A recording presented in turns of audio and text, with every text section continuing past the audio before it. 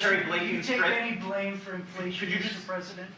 Do I take any blame for inflation? No. Correct. Why not? Because it was already there when I got here, man. Remember what the economy was like when I got here? Jobs were hemorrhaging. Inflation was rising. We weren't manufacturing a damn thing here. We were in real economic difficulty. That's why I don't. Thank you. Mr. President, when and how will you remain? But I'm so happy to be able to welcome my president back to the United States Congress, back to the United States Capitol, and he's promised me that I'll be able to sit at my desk tomorrow. Wages are up. As a team effort, I was especially want to thank my friend, as I said, Chris Dodd, but also that woman sitting next to him. Today, I'm happy to report that the State of the Union and the state of our economy is strong. Mr. President, when and how will you remain When and how will you remain Mr. President? But when you build from the bottom up and the middle out, poor folks get a shot, and the middle class can live a decent life, and the wealthy still do very well. They still do very well. 2 years in the making. We're making real progress. There was a fair amount of optimism on both sides coming out of that meeting yesterday, but the Speaker has now said to reporters again that there will be no clean debt ceiling hike. So why the cause for optimism? Well, look, the cause for optimism is because you heard it from the Speaker himself. It was a good discussion. But look, as it relates, as I've always said, when it comes to lifting the debt ceiling, that is a completely separate issue, and that has not changed. You saw that from our readout yesterday. You've heard this from me. You heard it from the President. You've heard it from Brian Deese and others in this administration, that we need to do that without conditions. The debt ceiling needs to be lifted without conditions. And so we still stand by that. That has not changed. Given the optimism, I understand you don't want to, you're not going to detail negotiations because this is an ongoing process, but should we take that there were potential areas of agreement that were identified here?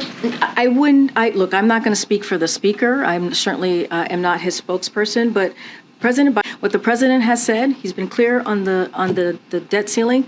It should be done without conditions. He's willing and ready to discuss how we can lower costs when it comes to the deficit. The Speaker mentioned that the debate could go on for 5 months. Is that what you're expecting as well? Is that okay with you? Look, what we have been very clear about. And I'll say it again, when it comes to the debt ceiling, it is something that should be done. It is something that we don't see any negotiation here. We don't see anything that needs to be discussed. We see this as a duty that they have to get this done. It is absolutely amazing to me that 20 to 70 members of the House of Representatives believe they can run the government of the United States, despite the fact that the presidency and the majority in the United States Senate are controlled by another party.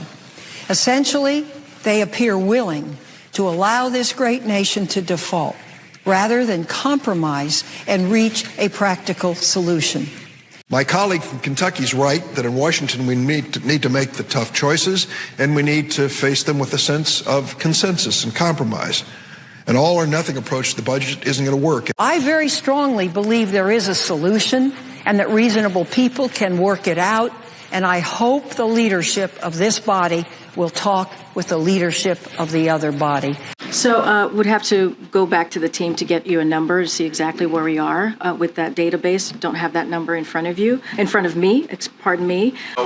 How far we are in terms of building, or is it not yet complete? What I'm saying to you is I just have to go back to the team to answer this in a way that answers any questions that you may have on the database. I don't have plates on the beast. And January came and went, and there was no physical for the president. Is there a plan for that? That is a very good question. I'm glad you asked it. Just to answer that question for you, the president physical will be completed February 16th and released publicly in the same manner as it was back in 2021. So we have a date for you. Wanted to make sure we had a date for you. Yes, and just to give you a little bit more of information, I know folks were wondering why it hasn't happened yet. This was literally a matter of scheduling.